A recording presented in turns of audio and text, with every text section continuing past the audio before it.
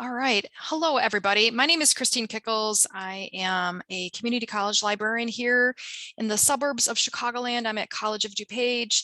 You have joined the third breakout session of the day, Civic Literacies and Information Literacy, what a review of literature tells us. We are joined by two colleagues from Brigham Young University that will be doing a presentation today. They will be taking questions, so put those in the chat box as they occur to you, but we'll moderate them towards the end of the session. I also just want to take a moment here just to thank you for dealing with us. If you encountered any issues with accessing links earlier to previous sessions, we apologize for the confusion, but we are learning as fast as everybody else is. And just when you think you've nailed Zoom, something pops up. So we thank you for your flexibility and sticking with us. All right, so Matt and Leanna, I'm going to turn it over to you and let you get started. Thank you very much. All right, everyone, thank you for joining us. Today, we're going to talk, a little bit about a review of the literature, what it tells us, and some of the things that it doesn't tell us.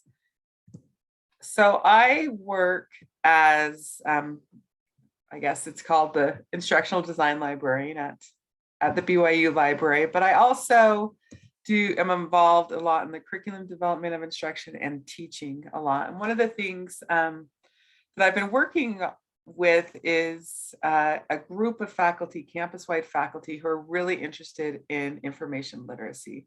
They want to expand it across campus, and that includes developing, a common definition of what information literacy is. That means including it within the curriculum of classes across campus. And part of the motivation is this idea that part of the mission at BYU is that students should be able to, after they graduate, continue with lifelong learning, which sounds a lot like being an information literate person to me, and service. And that in itself is this idea of being engaged in civics and being civic literate.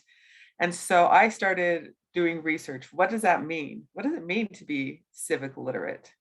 How do we put it in our curriculum? And so I want to share with you some of the things that I've learned by looking through the literature. And Matt's going to talk about some of the gaps and other ways that we can look at this issue. All right, so come on. If you want to learn more about civic literacy, there is definitely seminal literature. Henry Milner is the one who really got started talking about civic literacy. David Listman had talked about it as well. When it comes to libraries, the big contributor is Nancy Cranich. If you look at Libraries and Democracy, this book, it's got a lot of essays from different librarians. And if you really want to jump into civic literacy, this reader has basically hundreds of articles about civic literacy. So when it looks like I missed, think about civic literacy, how do you define it? Go ahead and put in the chat your definition of civic literacy.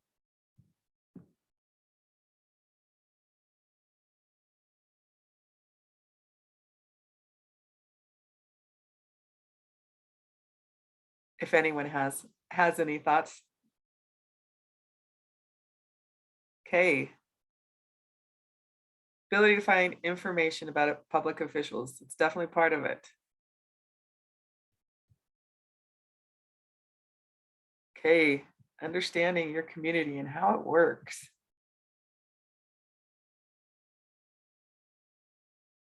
Anyone else have some thoughts?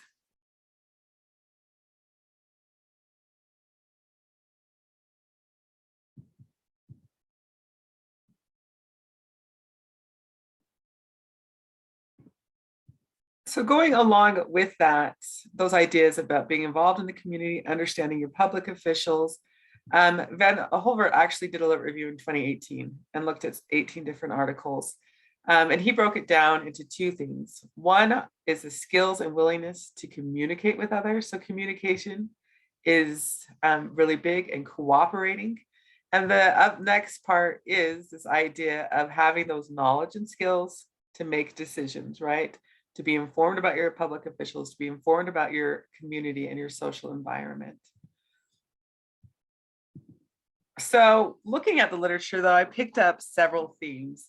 One of the big things, not surprisingly, is that this idea of civic literacy is very much connected or equated with democracy. If you look at Milner, he basically says that one of the indicators of a civic literate society is voter turnout. So the more literate the society is, the higher the voter turnout will be. Others really talk about it as being a subset of information literacy. And you can see it also includes things like media literacy, computer literacy, digital literacy. All of these things are really combined together. And I really like from the Prague Declaration towards an information literate society is talking about information literacy and civic literacy as being part of lifelong learning, which goes with the university's mission that I mentioned earlier, and it being this basic human right. So thinking more about this, that civic and information literacy is a human right. And it basically has two parts here, right?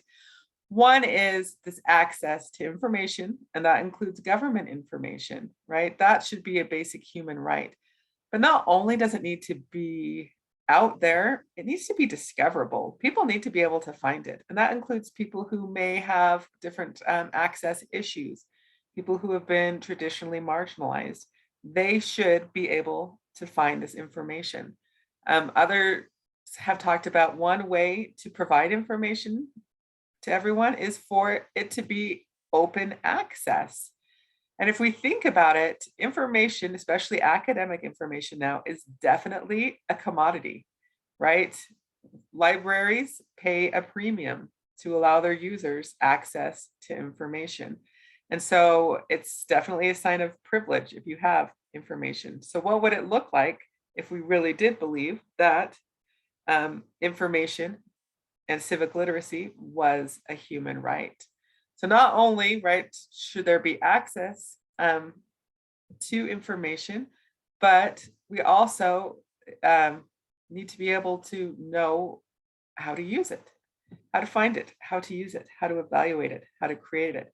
So civic literacy, being taught civic literacy and information literacy is another aspect of human rights. And I don't know that we think about that very much, is that teaching others how to use information is a human right.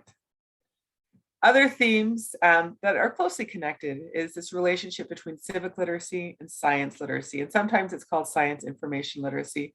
And the person, if you want to read more about that, is Miller, who really talks about the necessity of science literacy for both lifelong literacy and civic literacy. And if you think about it now, he started writing about this years ago, but think about the effects of the inability of society to understand science information right now.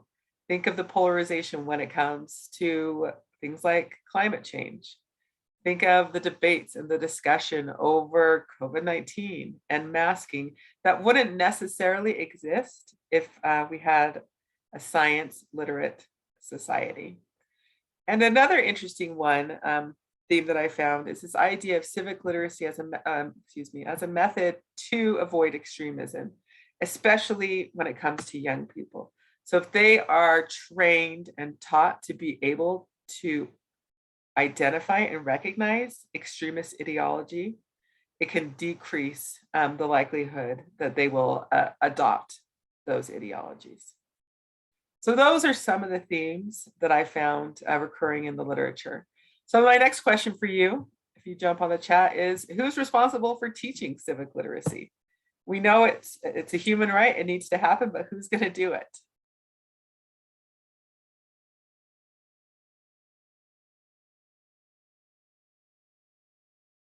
Okay, educators, librarians, yes. All right. Within the family, good.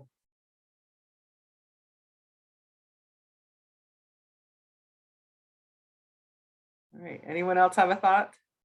Okay, our civic leaders should be modeling this, right? Very nice.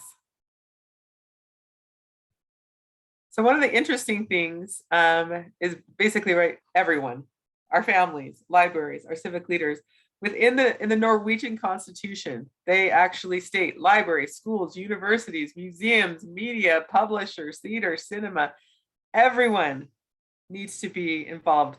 This is not something that just our teachers can take on. It's not something that just our librarians can take on. It needs to be coming from everywhere. So imagine if our media and social media were actually teaching civic literacy, how that could affect our society.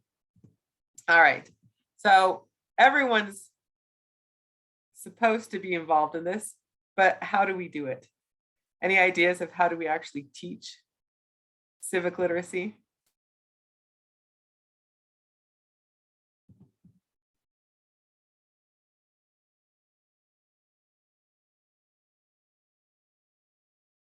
No one's jumping on the chat. That means everyone is stumped. Okay, I like that, Christine. Modeling, community projects.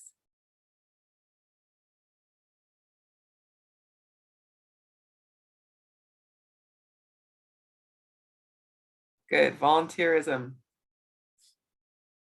Good thing we have Christine here. And like what we just talked about a second ago, it's through partnering with others. This idea that when we partner with others, we can do this. But thinking in terms of libraries, what can libraries do? Cranich has suggested 5 ways, and the literature really promotes those, that the library can promote and teach civic literacy. One is just by providing the space, right? We have the space with the information. So we are giving, libraries can give access to the information, can give access to information that may not be available other places. It's also a place where people can gather and engage with each other. Also, libraries can provide instruction, right? We're very adept at doing workshops. And one of the things I found interesting is literature talking about workshops that train to be civic literate, right? Doing that, like the media literacy, source evaluation, things that we're comfortable with, but also instructing on civil dialogue, right? Teaching our learners, our students, our patrons, how to dialogue, how to listen and communicate, how to control their emotions when they're talking, learning these skills so that we can actually have civic dialogue. Some curriculum from the literatures talking about how to fact check, talking about how civic literacy is involved with the framework for information literacy. And one that I found quite interesting is really teaching how search engines and the internet works. This is going back to this idea that information is a commodity. People are making money on it. And so you cannot just assume that the information that you are receiving is neutral, that it's unbiased. We need to recognize that even the answers, the things that we retrieve, have biases. The way that it's retrieved have biases, and the search algorithms are still contributing to the marginalization of historical groups and information. So I think that's an interesting take on things that we can teach to help people become more civic literate. And the third thing she says about libraries is, again, they can be a forum. This is where we can hold community events and talk about these civic topics. But again, these are not spaces for what we think of as the traditional debate now, right? These are spaces where we can have dialogue, where people can actually learn, present views, and grow and speak civilly and respectfully Fourth is suggests reading clubs with books related to civic topics. And finally, again, partnering with others. Who can we partner with in the community to help teach civic literacy? As for what educators do, we need to teach the teachers first. They need to have those civic literacy skills before they can teach others. One way is to partner with librarians, focusing on the ethical use of information, and also I think the ethical production of information. Sometimes we really forget about that every time we are posting on social media or every time we're sharing someone else's post, we are contributing to information. And then this idea of service learning, which Christine talked about, right? If we can get people involved in the community, if we can get them volunteering, if we can get them engaged in the community, they will start caring about what happens in the community. They can start learning more about what's happening and become more civic literate. And then finally, this idea of, again, partnering, being interdisciplinary. So these are some of the things that I learned from the literature. Matt's got the more exciting part, talking about some of those gaps in the literature. What more do we need to research and learn?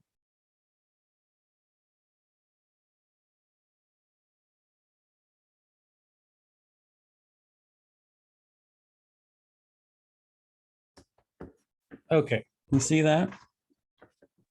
Great. Yeah, so Matt Armstrong, I work with Leanna. We both work a lot with educating students with information literacy. And the potential gap that I've been wondering about for a long time is kind of seeing some of the state of political discourse in the country today. What's the role of our social relationships, and how does that influence our ability to engage in information literacy? And so there's some really interesting aspects that I think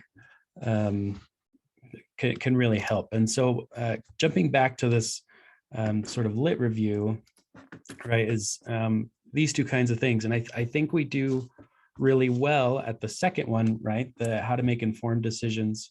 But some things that get lost, I think, are the skills and willingness to communicate and cooperate with other people.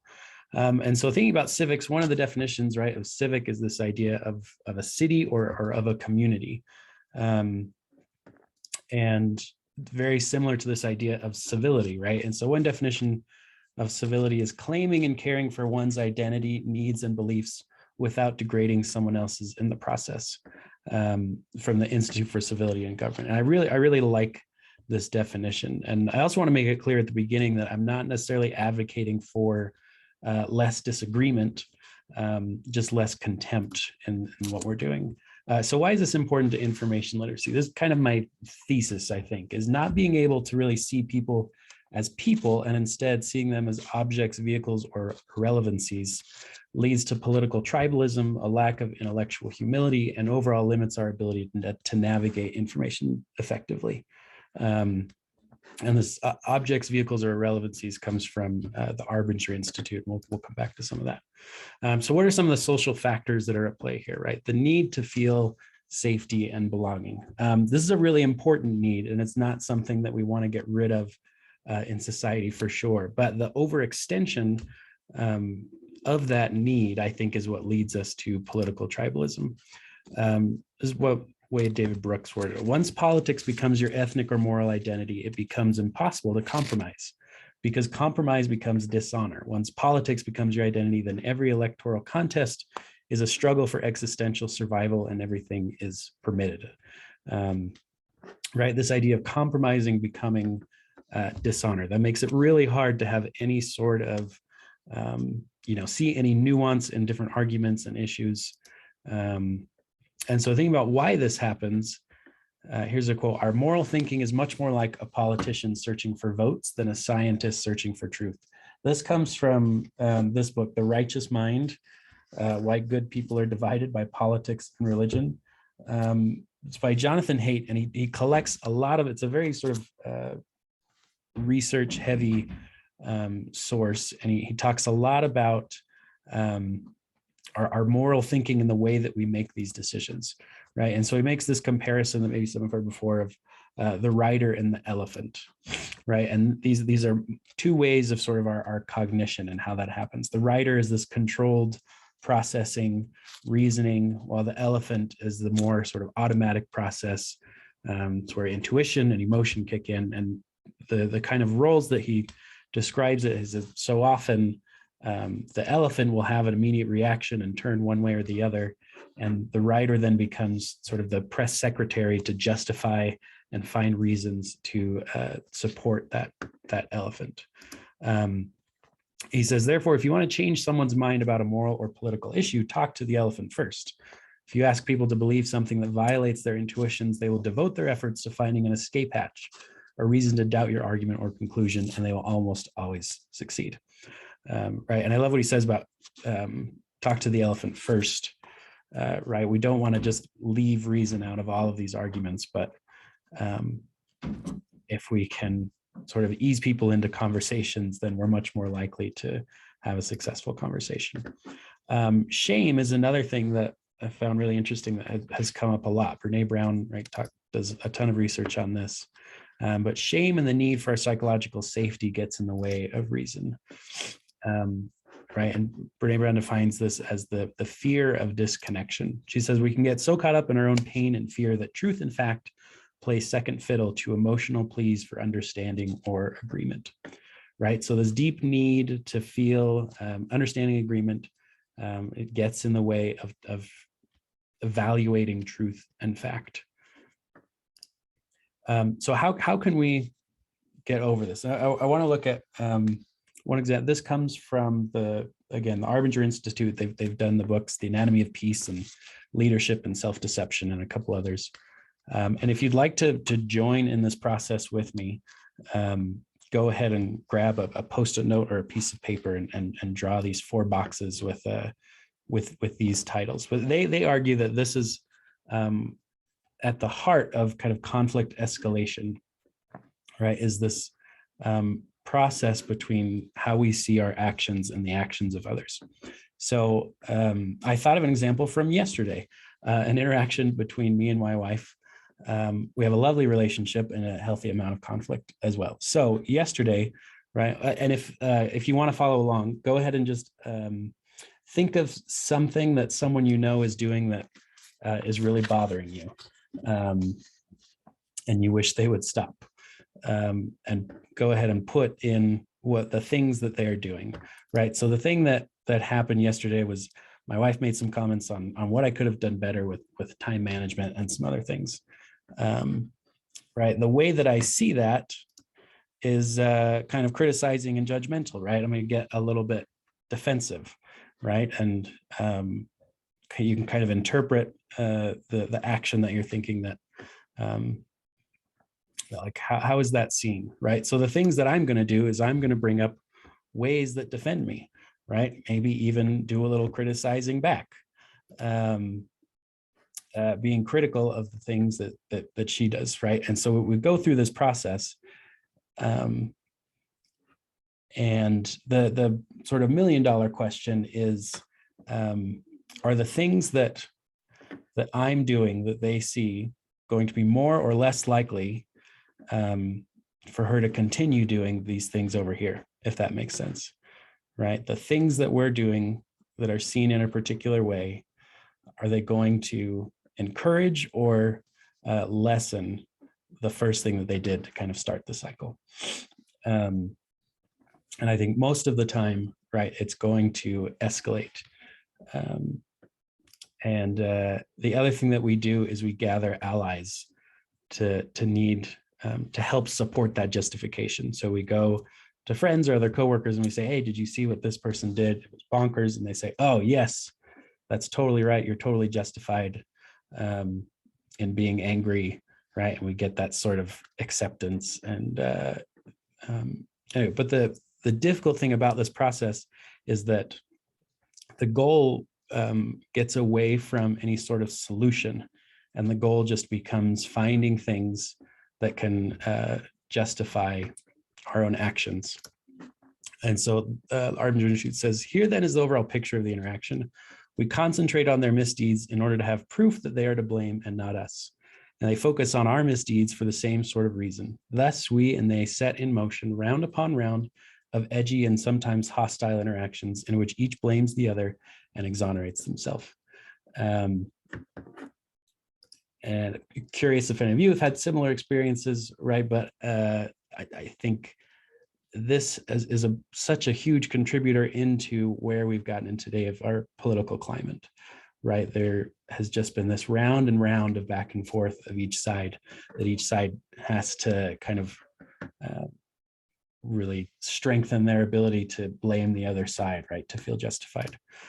So what do we do? What's the solution? And I don't know exactly the solution, but I have some thoughts. This again comes from Jonathan Haidt. He says, the main way that we change our minds on moral issues is by interacting with other people. We are terrible at seeking evidence that challenges our own beliefs, but other people do us this favor, just as we are quite good at finding errors in other people's beliefs. When discussions are hostile, the odds of change are slight. The elephant leans away from the opponent and the writer works frantically to rebut the opponent's charges. But if there's affection, admiration, or a desire to please the other person, then the elephant leans toward that person and the writer tries to find the truth in the other person's arguments. The elephant may not often change its direction in response to objections from its own rider, but it is easily steered by the mere presence of friendly elephants or by good arguments given to it by the riders of those friendly elephants. And I think, right, this is at the key of what do our social relationships have to do with our ability to evaluate information, right? As we engage in political conversation, I again just love how he says the main way that we can change our minds on moral issues is by interacting with other people. And again, seeing them not as objects or vehicles or irrelevancies. Another thing that we do most often when we reach a problem is we think about what behaviors can we start training, what skills can we do? But it turns out behavior is only half the problem, right? There's what we do, and then there's how we see this way of being. And again, this comes from the Arbinger Institute, right? So they say we can either have a heart at peace where others are people, their hopes, needs, cares, and fears are as real to me as my own. Or we can have a heart at war where others are objects, obstacles, vehicles, or irrelevancies, right? And the behavior can be the same thing, which I think is really interesting. You can be, sometimes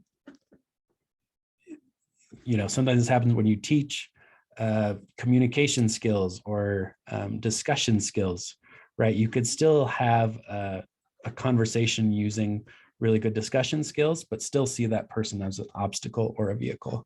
And that's usually very clear, right? You can tell, we sort of have this innate sense to tell when people see us as an actual person or as just an object. So focusing on, again, not just what do we do in these situations, but how can we better see people as people, right? I think can really help our information literacy skills. A couple other things, right? Help students become aware of this issue. What are potential triggers? How do we avoid seeing people as objects, vehicles, or irrelevancies? And see people as people with hopes, needs, wants, and fears that are as legitimate as our own. And focus on the mindsets in addition to those behaviors. This relates a lot to, there was a really great session in the first breakout by Nate and Jacqueline on the hostile media effect. They talk a lot about, how knowing where a tweet comes from will significantly affect the way that we address it. One solution I wanted to provide an example of this in practice is this group called Living Room Conversations. They host regular conversations in small groups. And over here is just a small sample of the dialogue guides that they provide for free. They have a lot of free resources and they're conversation guides. And so they set up first like getting to know people, and then you can choose any one of these. They have a bunch more topics to discuss, but they're a guided way with the goal of being able to better understand other people, where they're coming from, to be able to better see them. They've partnered with academics and libraries before to implement these kinds of guides in the classroom. A lot of libraries have kind of hosted these kinds of conversations. So I really recommend people want to get in this, checking this out. It's a very sort of concrete way to get at this idea of seeing other people. And that's it. Just in closing, I think there's so much more that we can talk about in terms of reaching other people, and excited to see kind of as we progress, hopefully some more research in this area and what it has to do with information literacy. So thank you, everyone. Thank you, Leanna and Matt.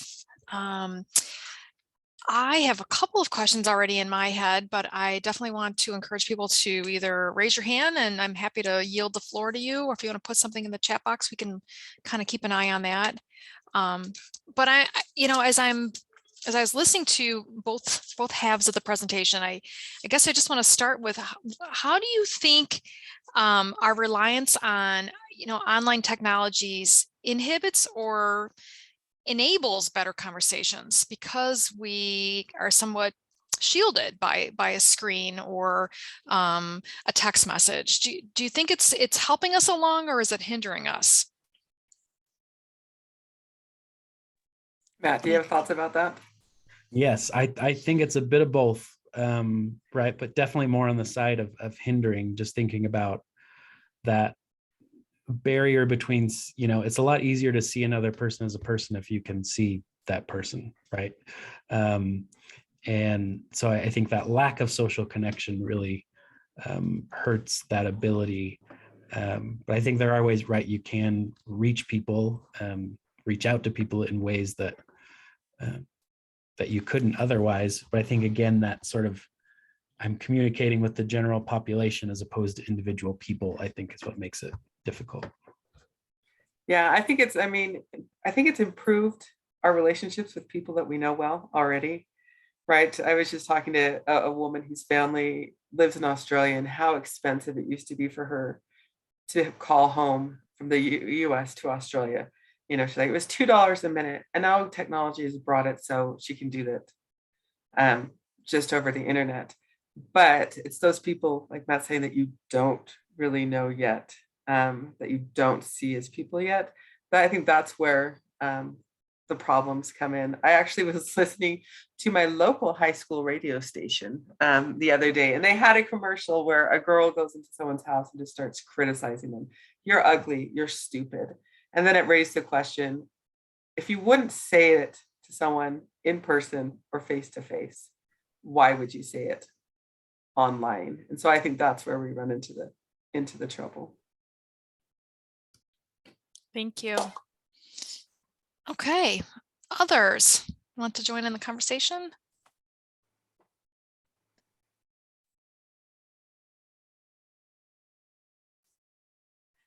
Noelle, your camera came on, so I feel like it's like a sign of life. She's going to turn it off. I honestly missed the answer to that question because I had a student come in. I'm a solo librarianing today, so. You're good. Thank you. One of the things kind of going along with this I found interesting is that this talk of civic literacy, this talk of being involved, started well before the technology that we have today. It started well before 2016, when I think lots of people think things changed in terms of our civic discourse. So it's been a problem, but I do think this movement and change in technology has exacerbated what people have been seeing happening for years.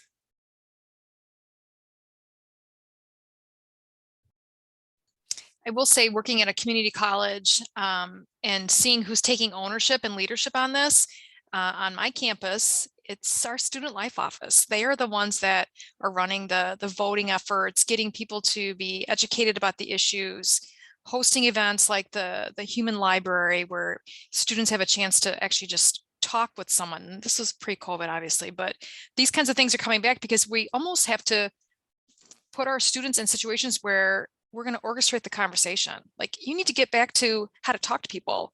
And then we move into issues of like, how do we talk about issues? right? Where we're listening and we're,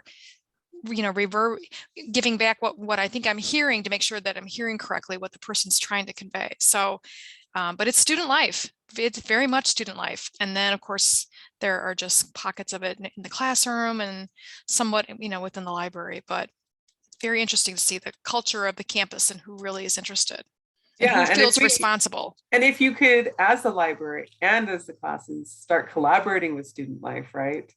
If we could all be working together in these partnerships, then we could be bringing these ideas into the classroom, into their social situations, into their academic situations, in a way that we could help to increase that interaction.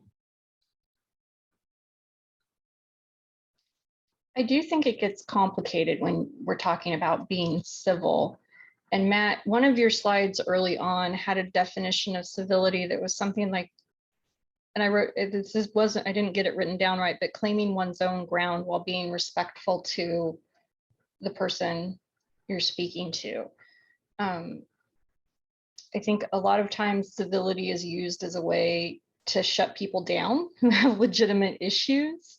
So, and I get nervous when somebody tells me I need to be civil. I'm like, well, I need to stand up for myself though. So, and certainly people have, I think it's Mona Eltway said, she swears a lot in her posts. And it's like, I have justifiable reason to swear is her position. I'm tired of being civil. I can't be civil anymore. And for some people, politics is a matter of life and death. It is an existential threat to who they are as people. It's not just how we're going to pay to fill the potholes. It's, are you allowed to exist as yourself, or do you have to conform? So it gets, tone policing. It's civility according to who is worthy of discussion. Exactly. So I don't know, is it possible for you to go back to that slide? Because I want to look at it again. Yeah, let me pull it up. And that's a great point. And that's why I also wanted to put in, right, that clarifier that I'm not arguing for less disagreement. Right. And I appreciated it that you said that. So. There we go. I can just put this in the chat.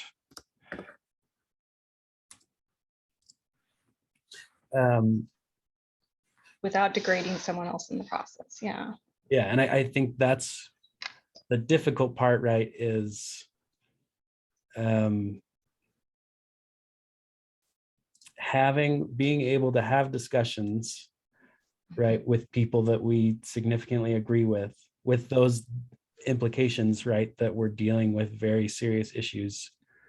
But again, I don't think that those conversations can be productive until, right, both sides actually see each other as real people, right?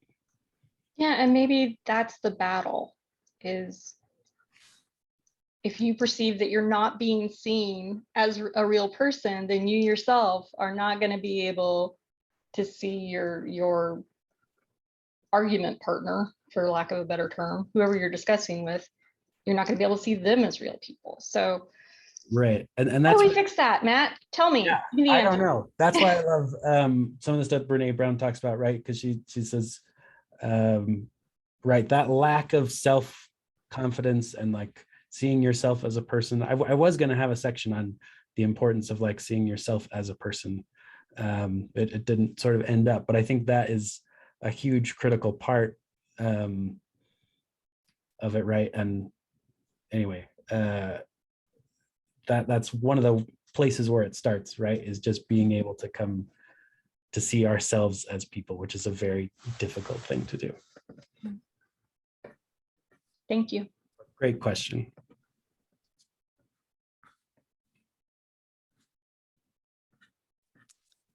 Any other thoughts? I have to say, when I was part of the review process for your presentation, and we saw lit review, I'm like, oh, how is this going to translate in a presentation? But you did well, at least in terms of what I was expecting and in terms of how you explain things. So I appreciate that, as well as all of the you know, you guys, you mentioned quite a few titles, so I'm hoping that your slides, you'll send us your slides so we can post those separately, because I was trying to write some things down so I could go back and grab them for later readings. Yeah, I screenshotted a couple of slides so that I could get those resources. I know. We have to close out our budget year in the library. Otherwise, I would be like, we're buying. So. And I'll go back and put the actual references on the slides of what they're in the references slides at the Okay, end. that's great. Maybe that'll make it a little easier to know where. Okay. Anything else? We have 4 more minutes technically. Well, and I just wanted to jump in kind of on that conversation because I feel like this idea of the science literacy and civic literacy being connected, that if people were actually looking at the research with lots of these hot topics, if they were actually, you know, understanding how do I inform myself on these topics, if we can teach our students and communities to do that, I hope it can benefit those difficult conversations.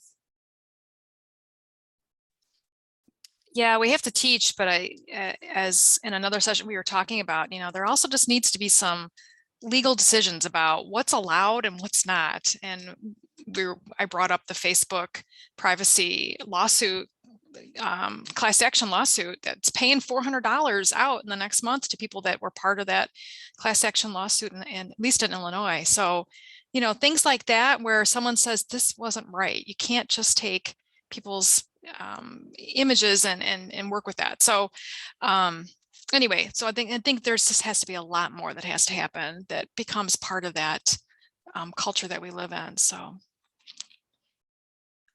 all right. If there's nothing else, I want to thank you all. Let's give our presenters a round of applause for presenting, preparing, and being with us today. The recording of this will go up at the end of the month, and our next session doesn't begin till 2:30. So have a great afternoon, everybody. Bye. Bye. Thank you, everyone.